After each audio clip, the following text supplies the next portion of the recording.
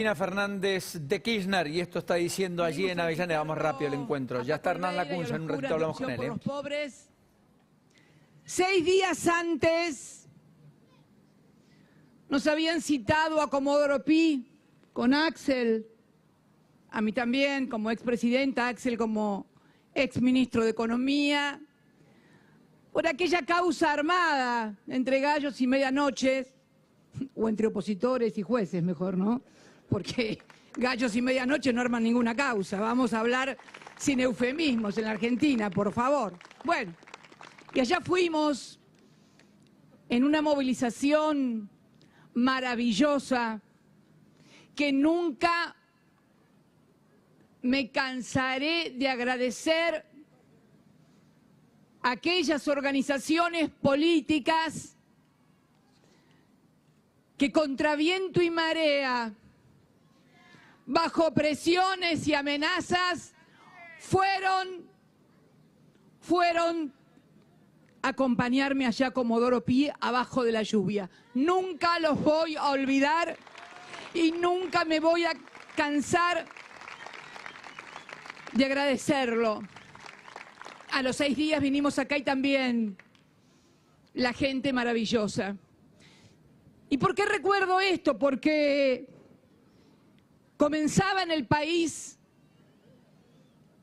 una cacería de opositores y una persecución judicial sin precedentes, a los que hoy hablan de la República. ¿Dónde estaban cuando se perseguía y se encarcelaba opositores sin juicio? ¿Dónde estaban cuando se encarcelaban a dueños de medios de comunicación a los cuales se les había pedido previamente que acompañaran la campaña mediática judicial para meterme presa? Esto que hoy estamos sabiendo y que ¿dónde estaban? Y hoy me vienen a hablar de la República y aquella que era. ¿De qué República nos hablan? Los que conformaron mesas judiciales, con algunos de los integrantes hoy prófugos. Ninguno de nosotros se fue del país para eludir la acción de la justicia. Todos pusimos la cara y el cuerpo. Y nos vienen a dar lecciones de república. ¿Qué república era aquella? República de Morondanga era. Eso era, República de Morondanga. Yo decía el otro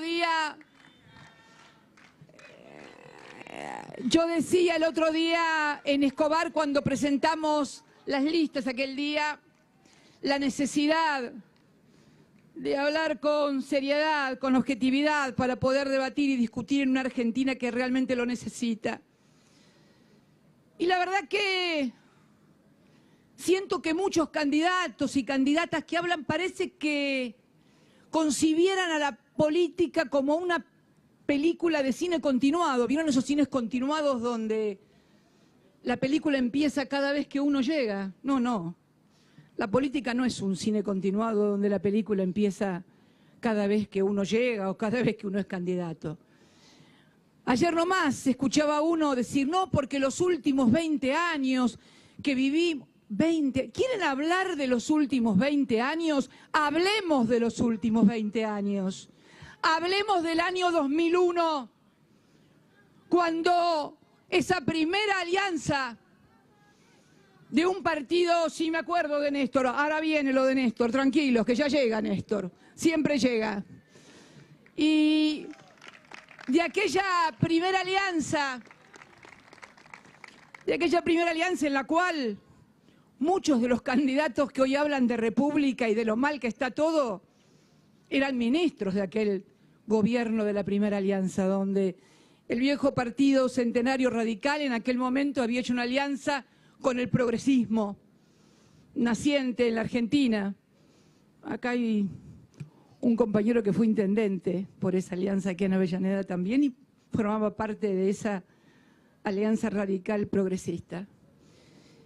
Fue la primera alianza que culminó, ya saben todos, en una crisis sin precedentes como fue la del 2001. ¿Dónde estábamos nosotros? En el sur, en la Patagonia. Habíamos participado activamente en la campaña del Partido Justicialista para la candidatura de Duhalde en aquellos años. Habíamos perdido. Y yo era senadora, Néstor atravesaba su tercera gobernación. Estalló el 2001, el país parecía que se nos iba entre las manos.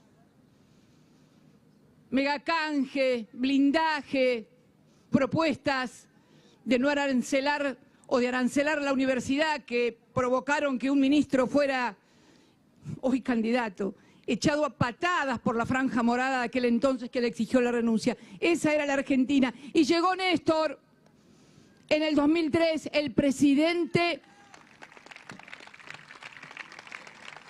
porque si quieren hablar de los últimos 20 años, vamos a hablar y dónde estaba cada uno en los últimos 20 años.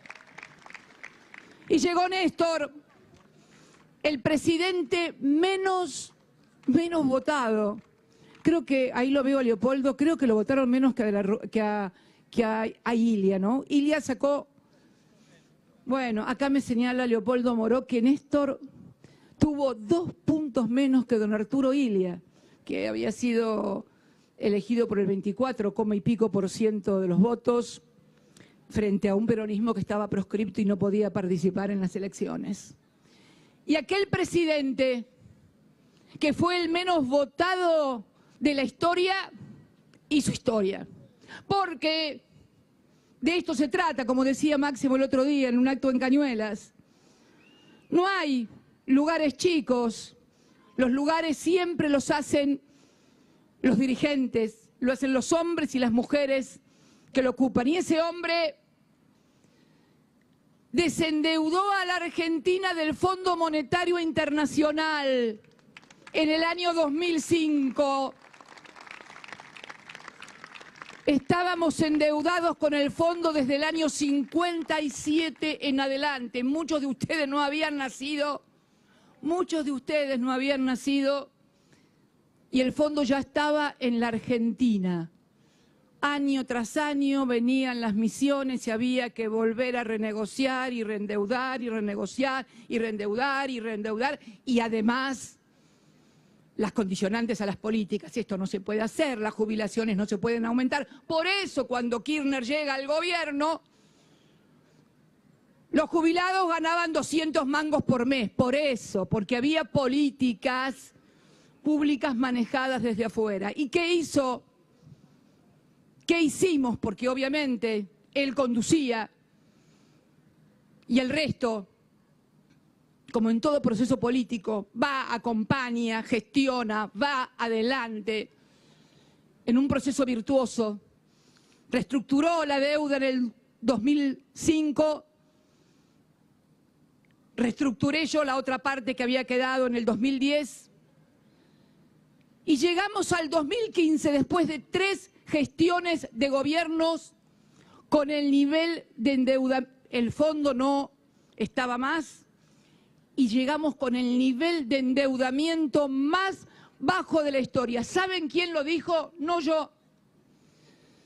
Lo dijo un ministro del gobierno que vino después, que hoy parece que cada vez que hacemos actos se cumple algún aniversario de algún acto de ellos. Hoy se cumplen 2 años de la renuncia del ministro Duhovne. ¿Se acuerdan? Aquel que tomaba whisky en los programas de televisión y que después con otro periodista le metían el dedito al hielito, le daban vuelta. Néstor también hacía eso, pero bueno.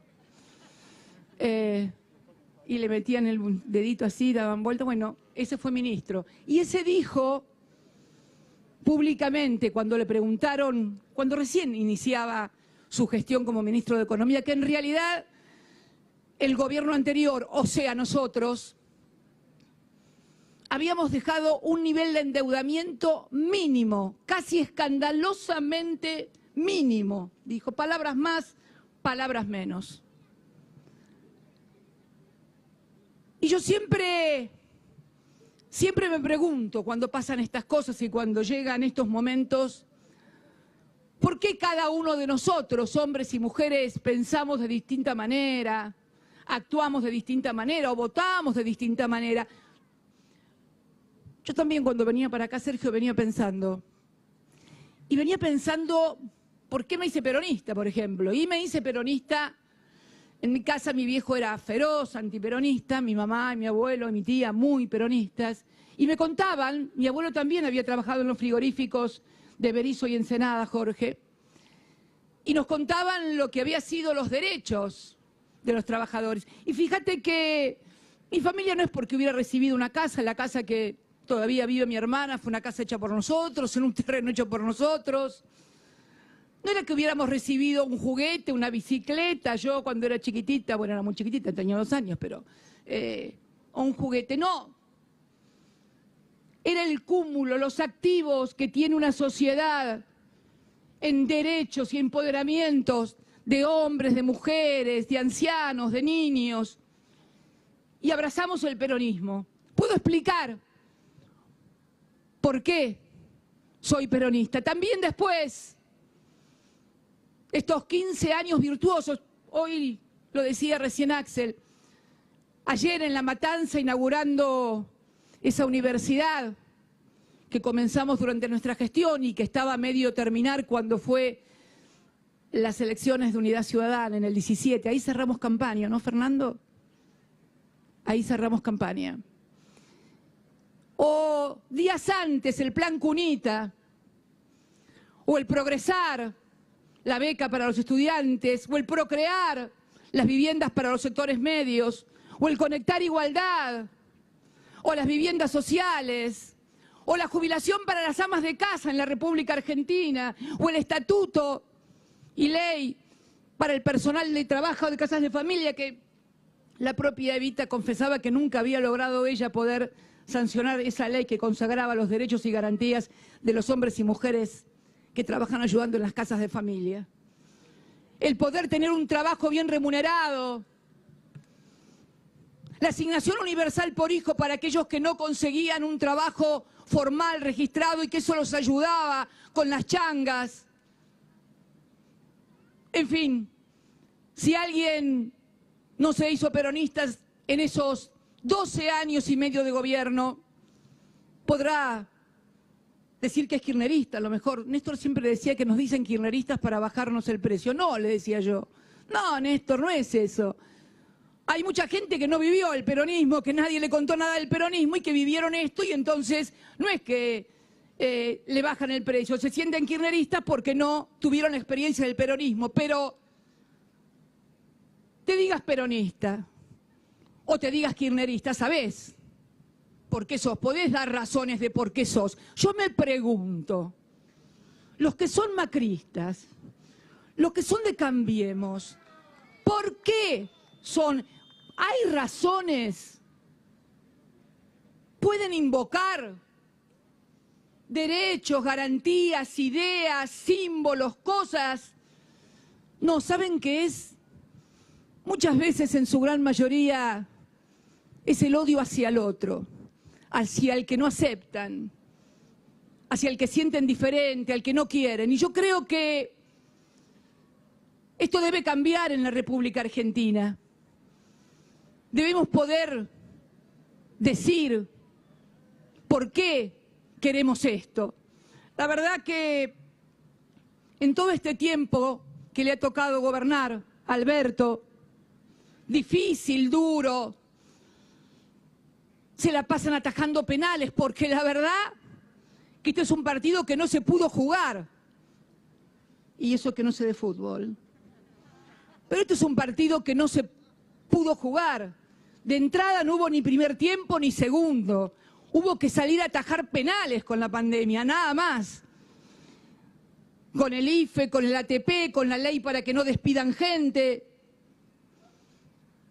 con la ley para que no desalojen, con el tema de los servicios públicos, dejar de lado los marcos regulatorios que habían impuesto con los tarifazos el macrismo. Por eso digo que es bueno que reflexionemos todos juntos acerca de estas cosas y que podamos de algún modo y en algún tiempo poder superar esta forma que pretenden imponernos de vincularnos a partir del odio, de la negación del otro. No, yo quiero una sociedad en que cada uno sea lo que es, pero no para negar al otro, sino porque tal vez es mejor lo que mi espacio hace que el otro. Por eso quería estar hoy acá con estas casas que también empezaron y que hoy se retoman. Y decirle a todos los argentinos y a todas las argentinas que bueno, necesitamos aquí está Cristina Fernández. A ver qué dice. Imperiosamente, otra forma de vincularnos. Por eso, Alberto, yo te pido, no te enojes ni te pongas nervioso, porque ¿sabés qué pasa? Cuando uno es presidente o presidenta en nombre de una fuerza nacional y popular, los errores, las fallas, las equivocaciones, las transgresiones inclusive a normas que uno puede tener, se magnifican en el caso de los gobiernos populares y se exacerban para irritar, para indignar. Mientras tanto se han ocultado descarada y ostensiblemente la entrega de un país, el endeudamiento sin límites. Por eso creo que aquel 10 de diciembre en la plaza también te lo advertí lo que iba a pasar. Nada nuevo bajo el sol. Acá me están haciendo señales con la... Ah, sí, nada. Perdón la digresión, me señalan mi escarapela que tengo dos. No, vine con una. Esta escarapelita más chiquitita que tengo arriba me la regaló una señora, Elizabeth, que estaba esperando, una señora muy linda, no sé si andará por acá. Era de su esposo, Rubén. Ahí está. Hola, Elizabeth, acá la tengo. Me dijo, no la conozco, no sé su apellido, sé que se llama Elizabeth nada más. Y me dijo que su esposo, Rubén, que murió hace 5 meses de COVID, me la quería dar. Qué lindo que te den una escarapela. Me gustan más las escarapelas.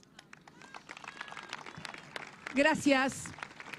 Y un abrazo enorme para vos, Elizabeth, y para tu familia.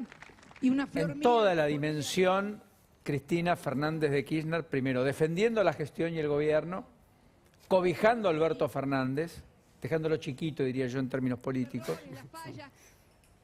diciéndole te lo advertí, no te enojes, lo retó en público. Ni te pongas nervioso. Ni te pongas nervioso.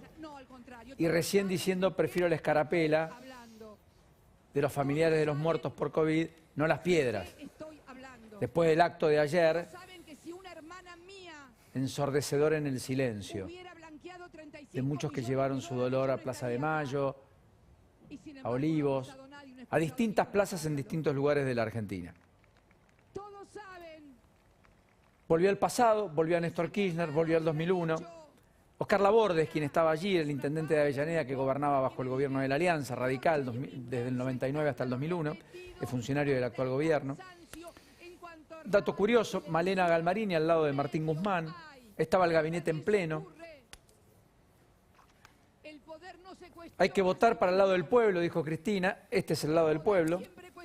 Empezó por Comodoro Pi, habitual en Cristina, haciendo referencia a lo que ocurría hace 4 años cuando iba por primera vez a propósito de la causa dólar futuro. Así es, que se hizo un acto, ¿te acordás? Se plantó un escenario fuera de Comodoro Pi, estuvo acompañada por todos los militantes, por varios dirigentes y exfuncionarios de su gobierno. No todos, ni tanto, poco peronismo, mucha transversalidad, mucho, qué sé yo, Sabatella, Zanini, poco y nada peronismo, no hubo intendentes. Recalde, en aquel entonces. Larroque. Recalde, Larroque. Todos ellos todos hoy, efectivamente, estandartes del actual gobierno.